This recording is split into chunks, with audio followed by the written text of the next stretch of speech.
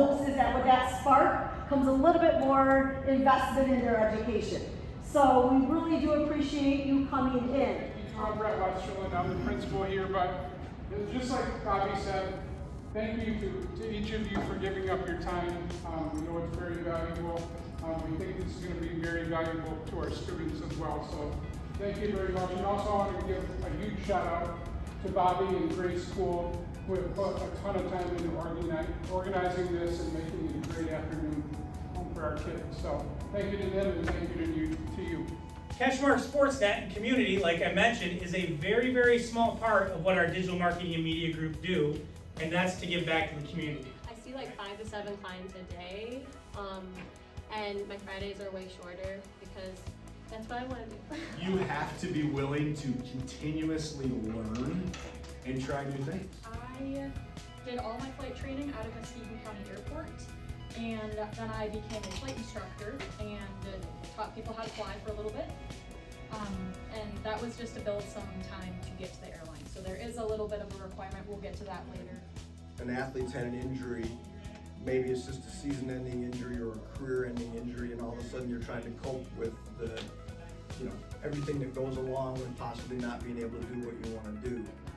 Well, we're working hand in hand with the nursing staff, the registered nurses, as well as the nurse techs or certified nurses assistants, CNAs, as well as the ER techs, so like the nurses assistants that are more specialized in the ER. Everything in here was put on paper, and which is amazing. Like, how do you think they know? You see the outlets that are in the wall over there, that masonry wall? Somebody actually drew that and put that in place so we knew where it went. So just imagine how many pieces of paper of planning it was to build this school. Even the people that come to your restaurant all the time aren't gonna like every dish you ever buy. And don't take that hard, all right? Because you're never gonna please everybody no matter what you do, ever. And that's the hardest thing. It's still hard for me to get, because even if we have 100 good reviews and we get one bad one, I dwell on that one bad one for a while. It bugs me. It's a hard thing to get over. It's probably one of the worst trades you can have. It's one of those things that you just gotta deal with. The last thing you want to do is wear that black robe if you're a cop, right? Like a judge does. I am there to gather facts. I gather information. I do the best with what I can with the case.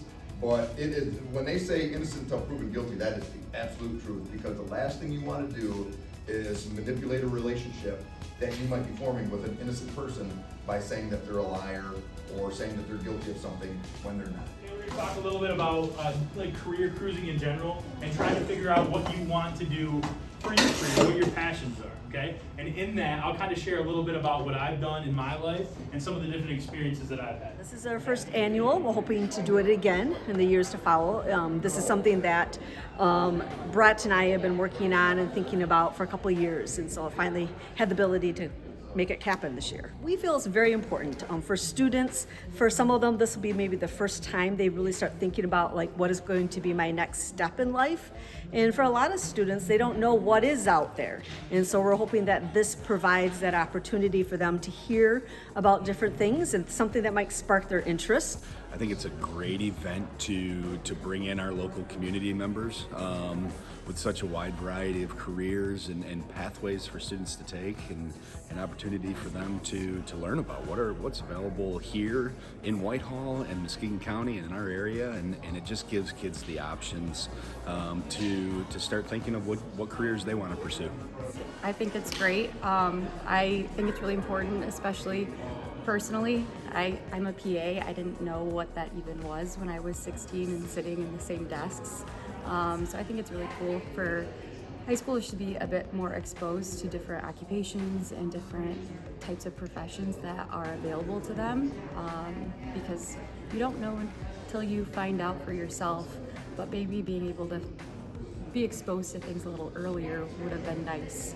So I think this is really cool. It's critical. These kids, myself included, when I was in high school, I didn't really know what was really out there and different things, and having it's a pretty diverse group here right now, so the kids are going to learn a lot, and when they hear one thing, they don't realize that maybe one profession has, 15 segments off from it. I think they're going to learn a lot of that. The healthcare is a huge spawn of what it can be. The construction industry is huge you know, and that's what I'm going to share with today. You know, the engineering, the carpentry, masonry, plumbing, electrical, mechanical. I mean, there's 17 divisions in our work that they'll be able to hear about.